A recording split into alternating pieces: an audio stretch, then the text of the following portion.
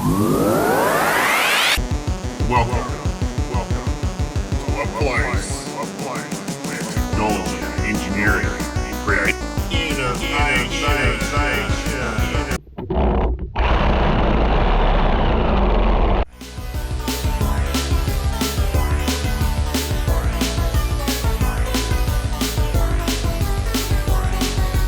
Alright, sports fans, we're here today at the old Tuba, and I've got his old front end panels off because I'm going to fix something that has been a niggling issue with me and a real peeve from the start. And from the first trials we did, we noticed there was something wrong in the front end. Even though this car is competitive and it hooks really good around corners, there's a huge room for improvement with this front suspension design. Now, if you followed the video series from the first one, you'll know that I didn't completely design this chassis, and it was made from two cross members that were kind of stuck together. So all I've done is sort of improve the things that sort of I was able to at the time that were really, really important just to get it going and get it rolling. Now, a main problem with this car is the way the camber and the caster changes under load. And I sort of have put up with it a lot, especially on our pathway to race wars, where it wasn't really, honestly, that important because we weren't really hooking around any corners. But since we've been doing the Tekwa Red Mist series, which the car has been, don't get me wrong, it's been very competitive, but it's been really hard work to get it to the front end to steer around corners because of these problems, and getting a lot of feathering on the outside of the tyre and a lot of scrubbing on the inside of the tyre. Now, that's because the camber and the caster is changing under load, and it's not what you really want.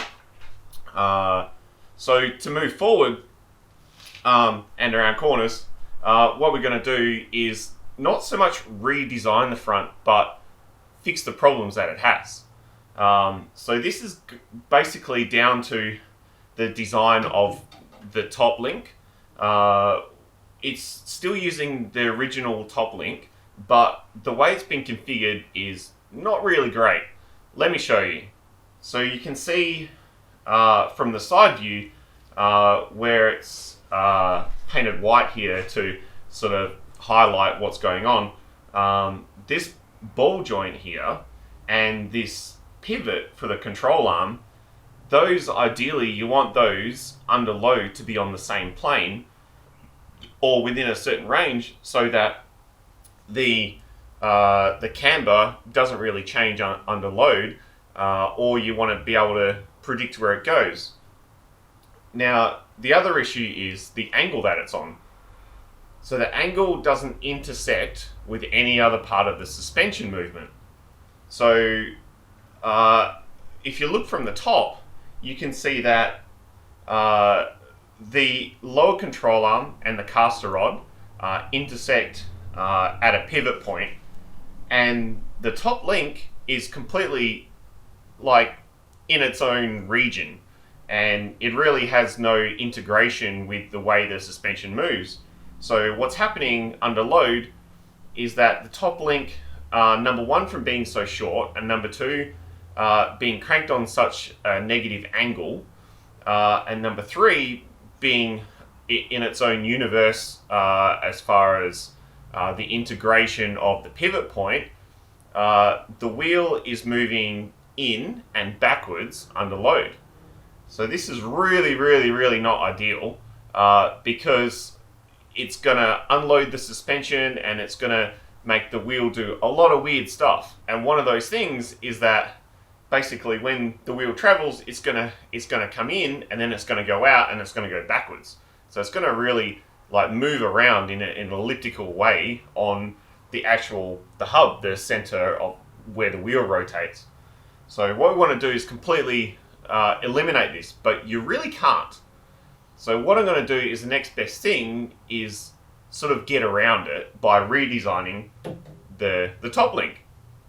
So I'm going to basically, in true fashion of the Tuba build, reuse this top link, but modify it in a way that it intersects with the pivot line of the caster rod location and the lower control arm. So if you look down the line of the caster rod to the pivot point of the lower control arm, you'll see that there is definitely a line where they intersect. Now if you look from the top, we can plot a line between those two. And now you plot a line between the pivot of the upper control link to there, and you can see it's way, way, way off axis. So that's the second part of our problem. So what my plan is to do is basically, I'm going to cut the whole front end off the car, and I'm going to have to redesign it, obviously. I'm going to try and save my sponsorship on the front panel, but really, to fix this problem, I'm pretty stuck in the mud, so I'm just going to have to try and work around. But it would be nice to save the panels because it's not due for its color change yet. So the first part of this, like I said, is I'm going to just have to cut the whole front end off and maybe cut it into manageable pieces so we can hopefully reuse it in the true spirit of this build as well. So I'll go ahead and do that, and then we'll move on to the second part.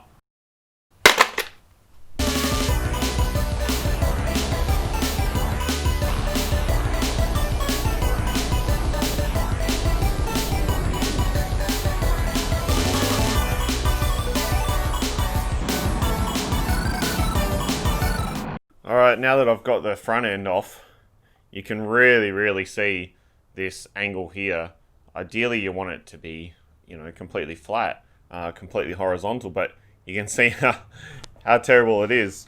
And here's sort of front on, and you can instantly envision sort of what's going on from what I describe. Now you see how it's sort of off center there, so that center line that I'm talking about that I need to intersect is from here to here, and you can see this is off on a, it's something's going on over here. So what happens is when that upper link, goes up, the wheel is moving this way, so that affects our caster, which is the caster goes into negative. Ideally, we want our caster to stay exactly the same because it goes through sort of a sweep. Ideally, on road cars, you want it to act a little bit different, but with race cars, you want to be able to predict what your wheel's going to do so you can do your alignment and have it reliable in the way it hooks on the front. So what I really need to do is move this to there. So I need to move it about, let's just say about 30 degrees to sort of pick a number, but I'm also going to have to lengthen it. What the plan is to basically make a line between here, and I'm going to just chop and intersect those, and then sort of fix this to the top bracket. Now, the cool thing is about this and reusing it is the style of link it is. These bolts, these pivot points have bolts that go straight through here. So I'm just going to turn that 90 degrees and have it all flat. So then the tension as well is pushing into the frame. What I'm hoping to do is actually join them between as well, so it'll have a lot of rigidity up the top too. So I guess nothing left to do but start hacking into it. The first thing to do is to brace the arm. So all I'm going to do is take a bit of metal off there and put a bar in between here, and then I can remove that and it won't affect the car. I'm going to put the jack under our tow hook, so the suspension will be relatively unloaded, and then there's less chance of it wanting to use the weight of the vehicle to push the upper arm in. So here we go.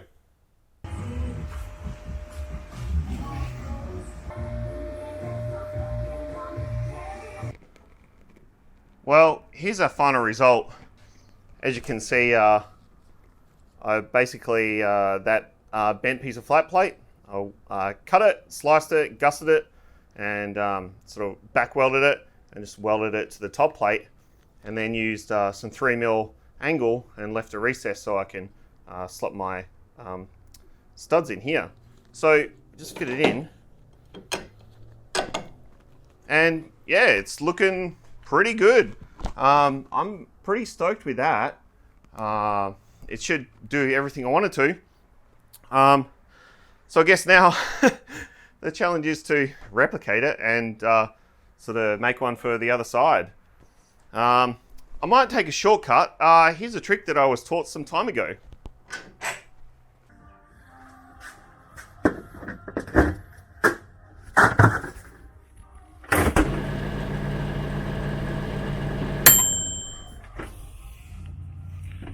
Oh, nice. All right, now those two bits are in. The geometry is heaps better. And if you look down, so we're looking down the line of that pivot now, you can see the caster rod and the lower control arm and the pivot for the upper arm are all in one plane now. Now that that's taken care of, the next job is to build another nose for it. The original nose will not fit now because these arms come so much further forward. So originally they ended up about here, but now they're inboard and that far over. So I'm going to have to build a nose that comes over the top. And I've taken a few suggestions from friends of mine who looked at it, and I'm probably going to just build a bit more of a blunt nose for it than the sweeping nose we had before, because one of the factors of the design before was sort of, there was the cool factor, but there was sort of trying to slipstream it a little bit for race wars. But now we don't sort of have to worry about that. We've just got short course stuff. So I'm going to use this other bit of composite panel, which is exactly the same stuff as what I had before, to build it. So if you look at this panel, if it will focus on there, let me just try, there we go. You can see there's one layer of aluminium, very thin sheet, and like a poly resin, and then aluminium sheet on the outside of it. One good thing is, this is black. It's nice shiny black. So I might just try and use it in a way that I can just use this whole sheet. So this is a 1500 by 1600 sheet. And I think I should be able to get away with using one sheet to build the whole nose. I've got a few ideas, so just gonna see what I can sort of come up with.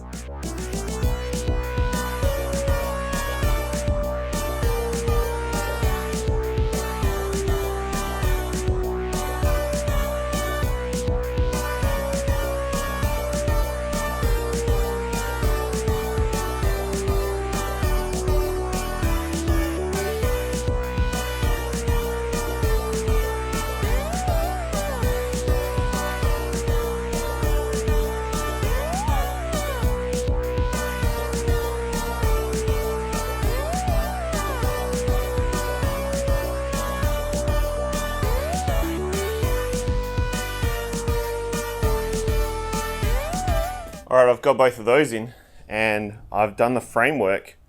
Now the new framework design uses less metal, so less material, less weight, and I've got more clearance for the actual suspension movement.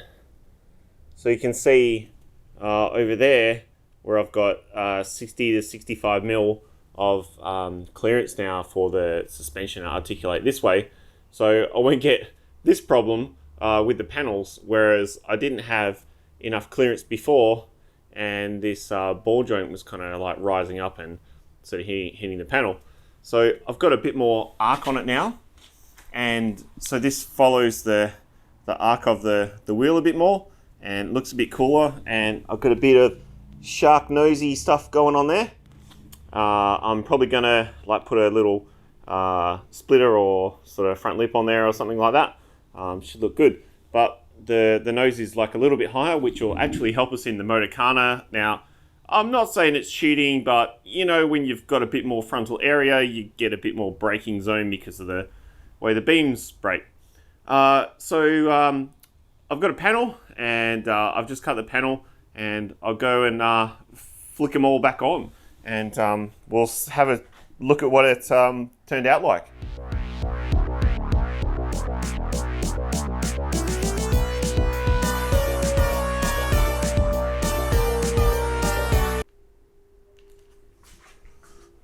Well, I guess all it needs now is an alignment, and we're good to go.